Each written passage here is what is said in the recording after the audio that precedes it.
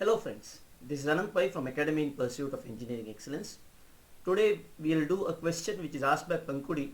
She has asked me XEB 2017 question 27. Let us see what is the question. A viscous, incompressible and Newtonian fluid flowing through the main branch of a circular pipe bifurcates into two daughter branches whose radius are 4 cm and 2 cm respectively. The flow in both the daughter branches are laminar and fully developed. If the pressure gradient in both the daughter branches are same, the fraction of the volumetric flow rate rounded off to the second decimal place coming out from the branch with the 4 cm diameter is.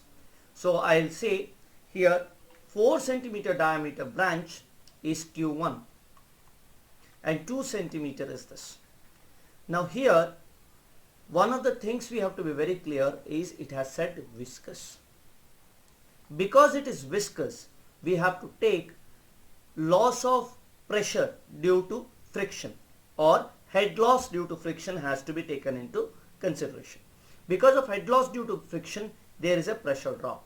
And since the pressure drop, the pressure gradients in both the branches are given as same, so we can take HF1 is equal to HF2. Okay. Now from this we can write 4FLV1 square by 2GD1 is equal to 4FLV2 square by 2GD2. Correct. So now this can be said in this way. This can be written as 4FL can cancel because both the length we assume as same.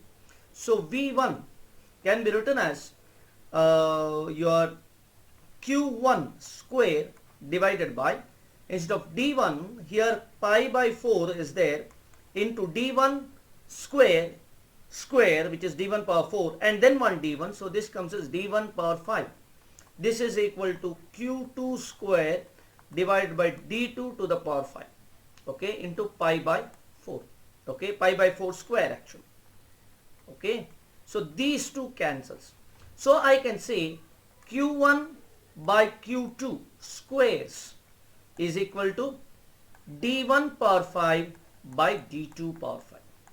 Okay. So now let us continue with this. So with this way if you do, we will get Q1 by Q2, substituting this here as say radius is 4 cm, so diameter is 8 cm, but even then since it is a ratio, 2 power 5 gets cancelled both the sides. So we can write in terms of radius or in terms of diameter, but I'll write in diameter 8 to the power 5 divided by 4 to the power 5. This is one of the main thing we have to keep in mind in gate, that we have to take diameter into diameter and radius, whether it's asked radius or diameter. This has to be very clear cut. A lot of mistakes, simple mistake happens because of that. Okay, so like this when you do, I got Q1 by Q2 as Q1 by Q2 or Q1 by Q2 as 32, root of 32, and root of 32 and 1 by this one, I got Q2 is equal to 0.1767 Q1, and then Q is equal to Q1 plus Q2. I will say this is Q, so this is Q1, this is Q2. So from this, wherever Q1, Q2 is there, I will substitute 0.1767 Q1, and through this I got Q1 is equal to 0.8497 Q1. This is the answer what I got.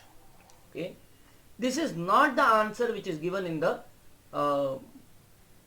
answer keys. I don't know, I might have done some mistake in the concepts, okay, but this is what I have got. Okay, now what are the other ways in which this could have been done?